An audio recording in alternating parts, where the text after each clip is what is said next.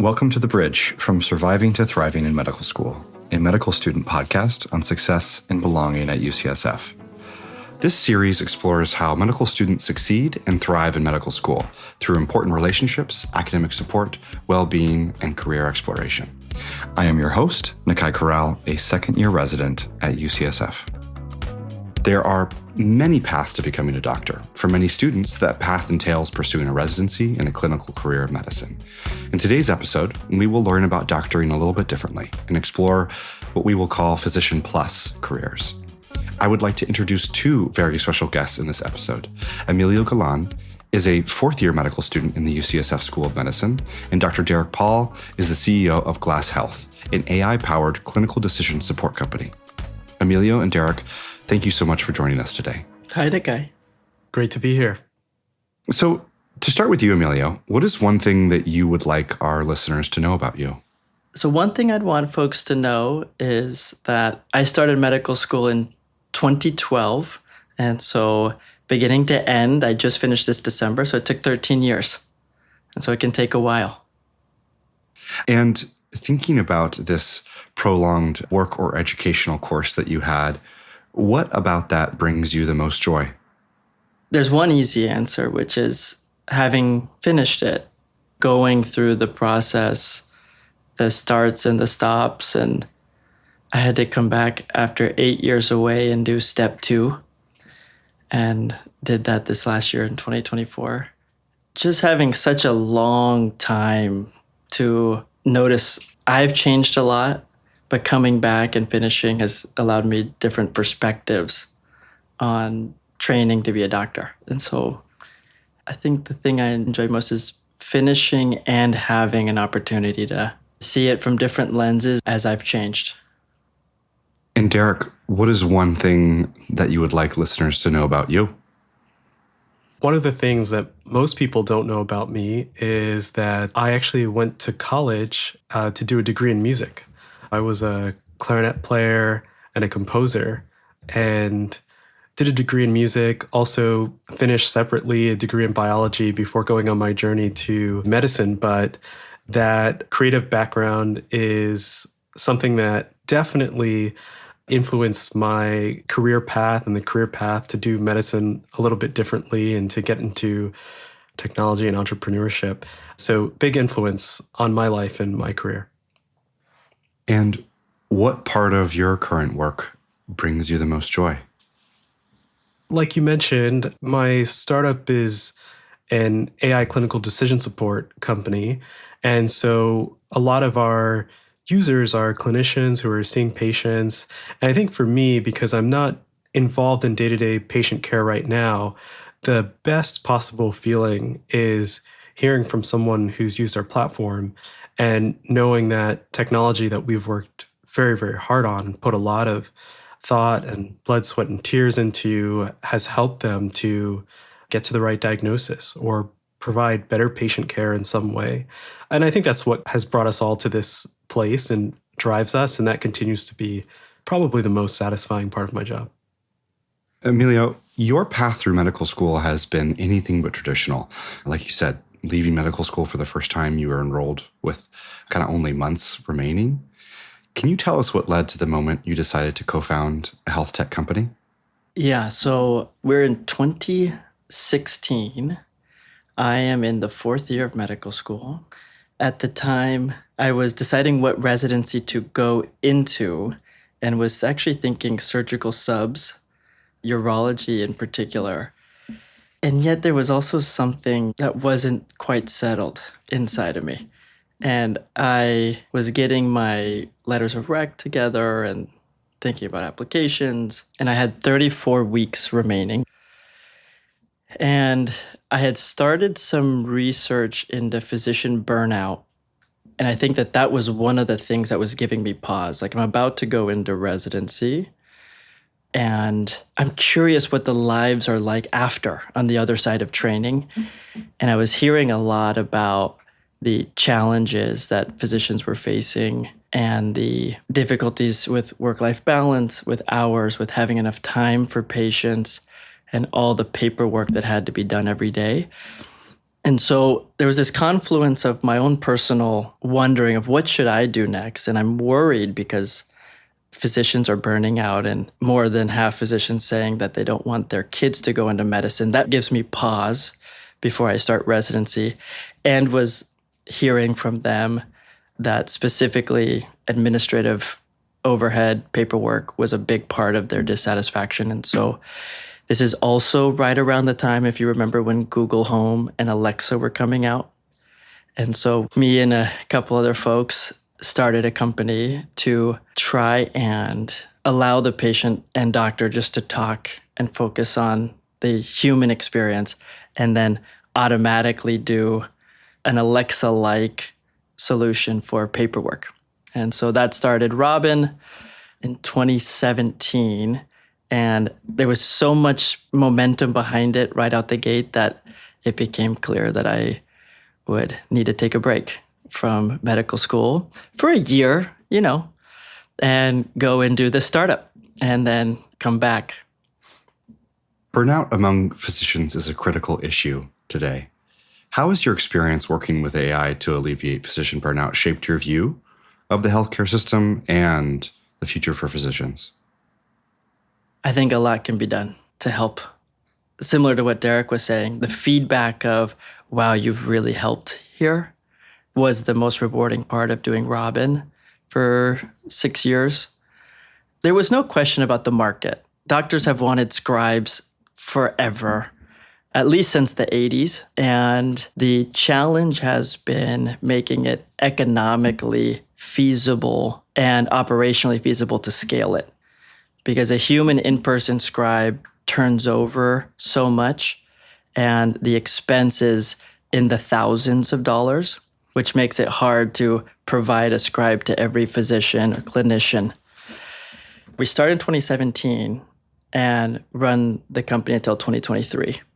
I got to watch ChatGPT and the large language models come out and see how that affected.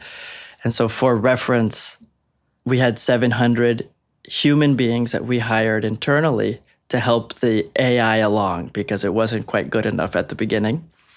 And I got to see that go all the way to the AI being able to do a SOAP note, clinical note on its own. I saw the price of scribes go from, let's say, $3,000, $4,000, $5,000 per physician per month at a place like UCSF, down to $49 per month, charge on your credit card like Netflix. And the availability, the economic change, in this case, was a real key to access. I'd say that watching the technology get better, in this case, has been a joy because it's allowed more physicians to access scribes and really just support in getting through a lot of soul-crushing work. It's not the joy of medicine, that's for sure. And so helping take that away. When we started 2017, 1% to 5% had a scribe. Last check I did, 40% of physicians have now tried a scribe because of that availability. And that's been a real joy to watch in terms of tools that help physicians do what they do best. I just want to say, as a personal aside, I certainly appreciate that sentiment. I think that all of us got into medicine with the opportunity to work with patients, right? Talk to people, not endless amounts of documentation. Especially, I'm biased because I'm in psychiatry and we specialize in documenting too much. And so having the opportunity to use these large language models, and as you noted with your company, certainly you can find an angle of burnout reduction in that. You had also mentioned that during leave, you took time to become a stay-at-home dad. How did that experience shape your perspective on medicine, patient care, and work-life balance? Rocked my world. Okay, so 2017, we start the company. We run the company until January 2023. And then, boom, I'm off this high-speed rocket. You're in the company. It's exciting. Every day, there's so many things going on. And then I leave to stay home with my kids. The image is like you're on a high-speed train and then you fall off. And now you're walking and it's this desert land where there's no dopamine and there's no stimulation. And it's like, what do I do? Well, the first thought I had was, okay, let's go start another company. And then a wiser part of me, a quiet part of me said, why don't you just take a beat? Take a beat. My son was 9 months old at that time, and my daughter was 2. Let's spend some time with them. It's like, but that's hard and boring and also wonderful, but also boring. And I don't yet have the patience for it. And the startup was just different. You work with so many people.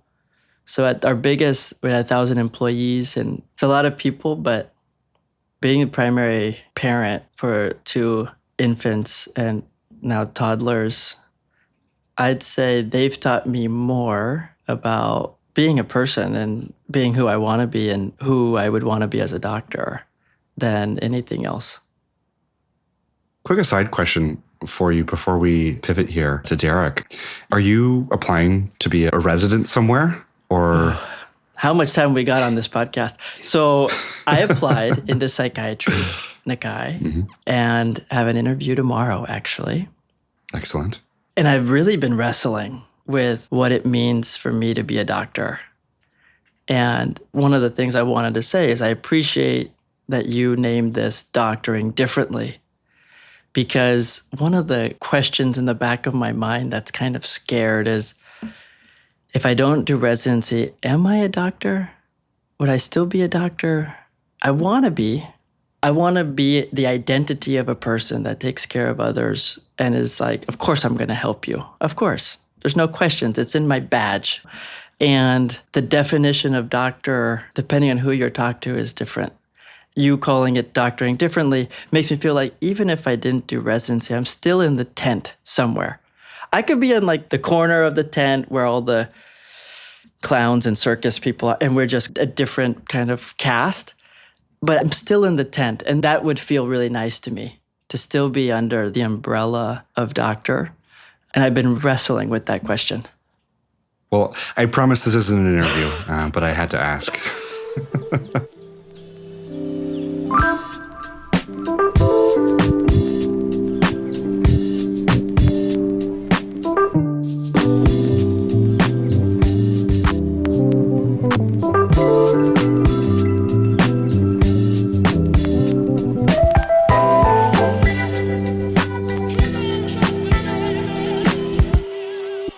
And to pivot to you, Derek, what inspired that transition from clinical medicine to co-founding Glass Health? Yeah, so I finished medical school at UCSF, and then I went to internal medicine residency at Brigham and Women's Hospital. And I actually took leave after my first year of residency and am still away working on my startup. So I still have 2 years if I head back. And to this point about doctoring differently and the motivations behind why we would take any kind of path. I think a lot of times it's the intersection of that desire to help others and help patients, and then the skills that we're blessed with and given in this life, for better, for worse, and the opportunities that come up in front of us that might be very unique. So for me, when I was in medical school, the problem that I was really interested in, that was sort of a passion for me in the way that burnout was a passion for Emilio, it was about diagnosis and treatment planning. I was always very interested in the limitations of my own human brain when it comes to being a really good doctor. How am I going to become a great pattern matching model to know that in complex cases in internal medicine that I would get to the right diagnosis? And we know that there are some just absolute world-class, fantastic diagnosticians at UCSF. They had a really big influence on me. And then on the plan part, that heart of medicine, okay, what are we going to do? The thing that I was always thinking about was, how do I navigate this tremendous amount of knowledge and medical literature and evidence to make sure that I put together a plan that is going to optimize for the best possible outcome for my patient in a world where a lot of medications we have and treatments that we have, there's uncertainty in how they work, and there's uncertainty in patient outcomes. So I was trying to figure out, how do we do this thing that's really important and has this huge impact on people's lives that can be life or death? How do I do this well? And Glass was an extension of that. The software that we build tries to help you do those things well. The first version that my co-founder, Graham Ramsey, and I built when I was a fourth year medical student was just a notebook. It was a place to keep track of your diagnostic schemas and update them over time as you saw more cases, to log really interesting cases that you'd seen, to keep your dot phrases or really great podcasts that you'd run into, tweets that you saw that were great tutorials on how you approach this thing. It's kind of like, how do you bring all that material and external brain together? And then similar to Emilio's journey, over the time that I've been doing this, we founded Glass back in 2021. We've seen this extraordinary improvement in AI models, and particularly the frontier large language models that have made what it's possible for us to do just completely different. And the cost of doing it, the scale of doing it, very, very different as well.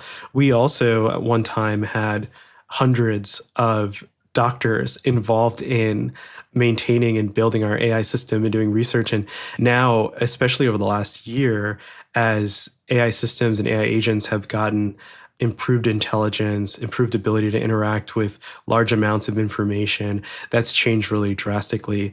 All of that to say, the origin of this for me was, how do I be a really good doctor? And building this technology company was a direct extension of that desire. Both of you have this really incredible story of obviously following your heart as it pertains to any kind of entrepreneurial venture.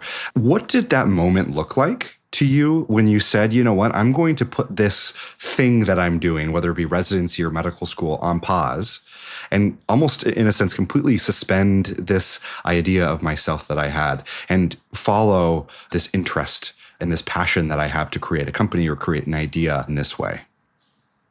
It's a great question. And actually, I think that decision point is interesting. I see a lot of folks who are interested in becoming entrepreneurs. They get really stuck in the mud around the decision point, around leaving the traditional path for medicine. It becomes something that just turns them inside out, trying to figure out whether to do it or not. I think the way that it happened for me was that I actually worked with my co-founder, and we just built the company and launched the product while I was still on that traditional route. And then when things start to take off, you'll know. When you've got something, you'll know, and it will actually make things really obvious for you in terms of what's the right next move. If I had just sat on my bed and thought, should I practice or should I go down this entrepreneurship path? I think I would have sat and thought about it for years and never had a really clear decision. But if you start building and you start putting out what you're building into the world, what ends up happening is that you start to have other people who are relying on what you've built and who are using that. And it starts to get important use cases, and the equation starts to shift for you, and you get more clarity about where's the right place for you to devote your energy that's going to have the kind of impact in the world that you want to do. So I think my advice is actually the less thinking, more doing advice, which is just go for it. If there's something that you're passionate about, or there's an idea that you've been thinking about, try to do it, try to build it, try to start that company, and the rest will unfold for you. And the last piece that I'll add on there is that as doctors, I think in addition to the overthinking thing that we can be really prone to doing, the other thing that can happen to us is that we always think we're underqualified, and we always think we don't have enough knowledge and we don't have enough education. We're not prepared enough. And if I just get that MBA, then I'll be ready to start my company. Or if I just get the residency, then I'll have the healthcare experience. If I just do that extra degree and I just do this extra thing, and then if I work for, it can just go on and on and on. And then the next thing you know, you're at your retirement party, right? I think, especially when it comes to entrepreneurship and starting a company, it's so multifaceted. You have to learn legal and regulatory, and you have to learn technology and product and marketing and brand and design. And you have to learn so many things. You can never possibly learn it all from formal education. And so at some point, you have to just believe in yourself, believe in your own general abilities, and just jump in. I agree with what Derek has said so much. I want to share my experience of why it's so hard, why we get stuck in the mud and we get turned inside out at that moment. One is, as Derek said, you can't think all the way there. You have to have experience. And so if you have the opportunity to build while you're on the traditional path, you kind of get the best of both worlds, or you get to stay in your existing relationship and test a new relationship out and decide if there's enough there to make the switch. What I've been reflecting on lately as I'm thinking about residency and whether or not to pursue it is it's scary.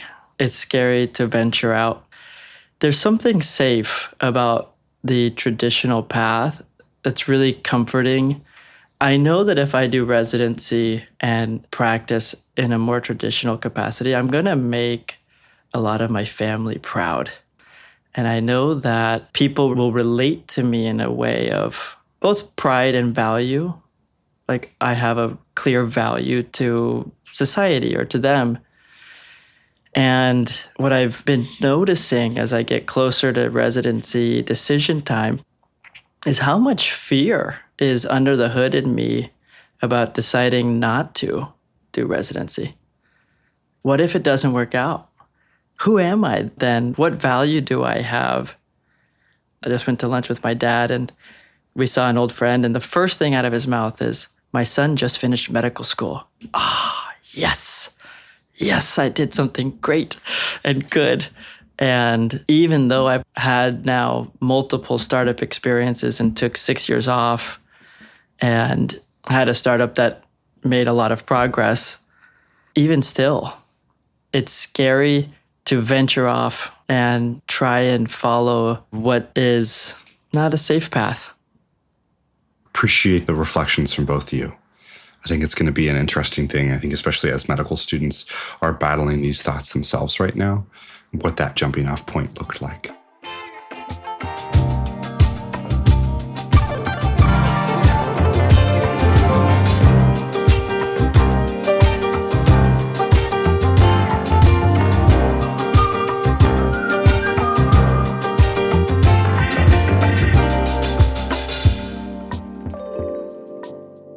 And Derek, what future trends do you foresee in the intersection of medicine and technology?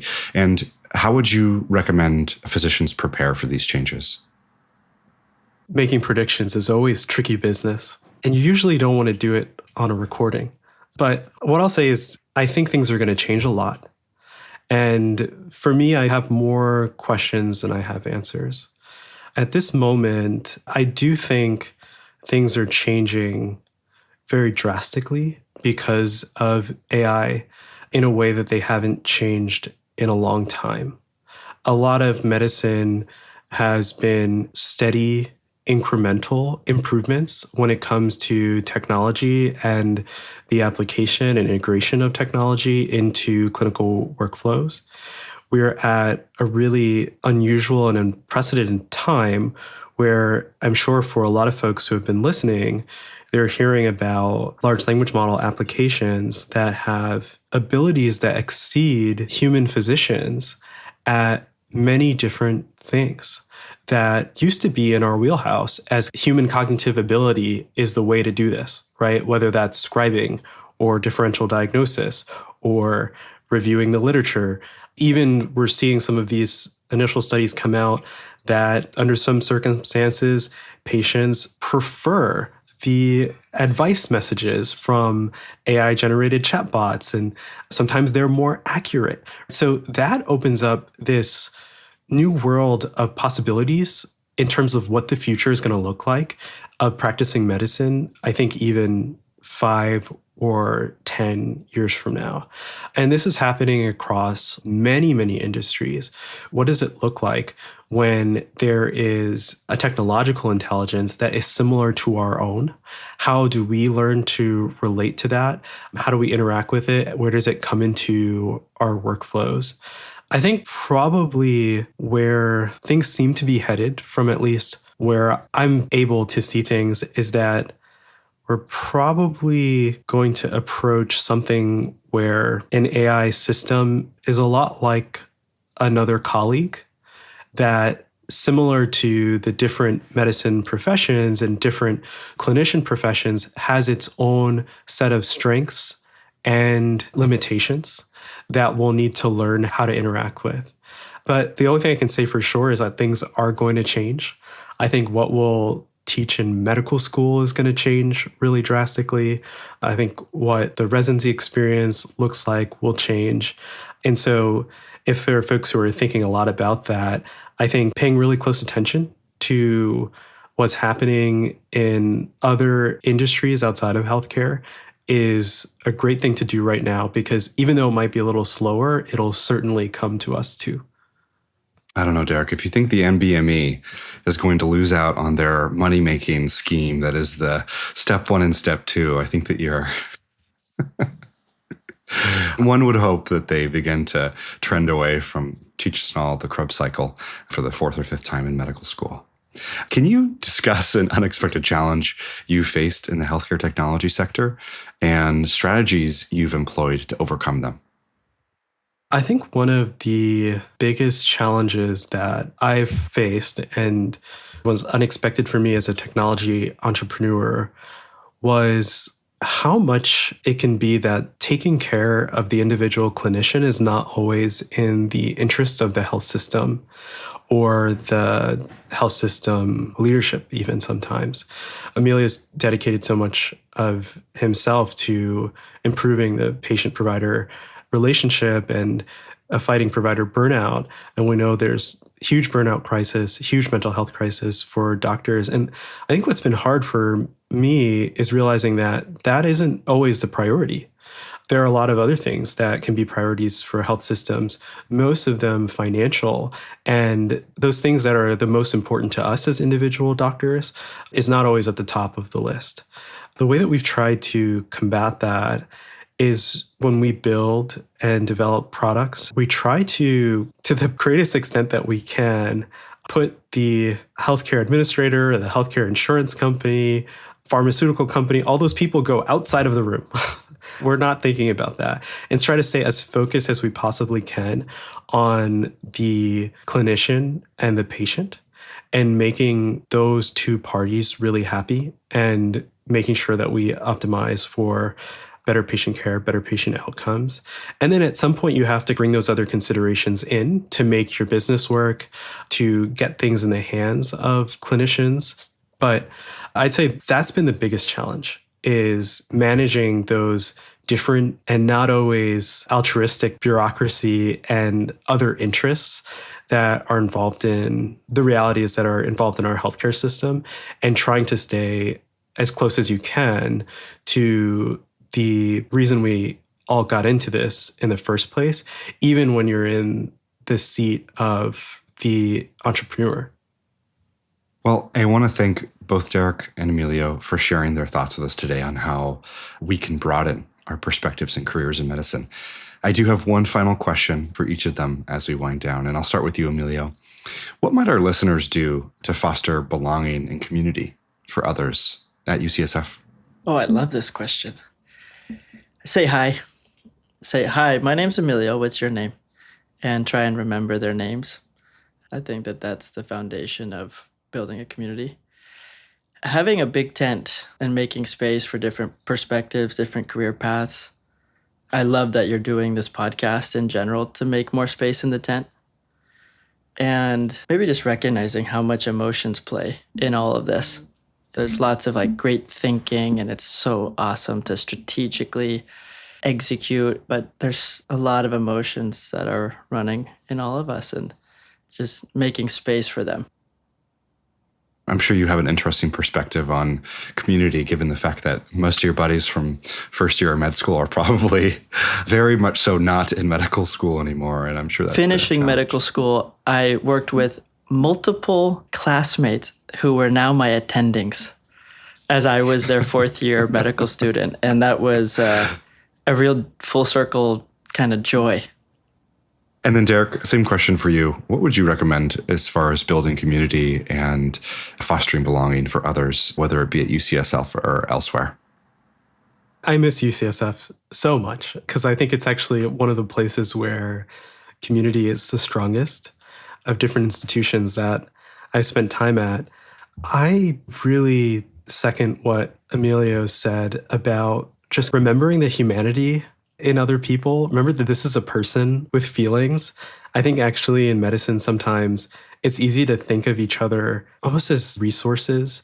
Even the way we talk about, I talk to ortho, I talk to psych. That's another human being who's had their own journey. And sometimes when we depersonalize things, it can make it easy for us to not be as good to each other in our interactions as we could. And then we take that on and it contributes to the burnout. And it contributes to some of the hard parts of this. So I think remembering, even with folks we don't know as well, or we're just working with for a moment or a day or a morning or a consult, to treat each other well, it goes a long way and it gets passed around.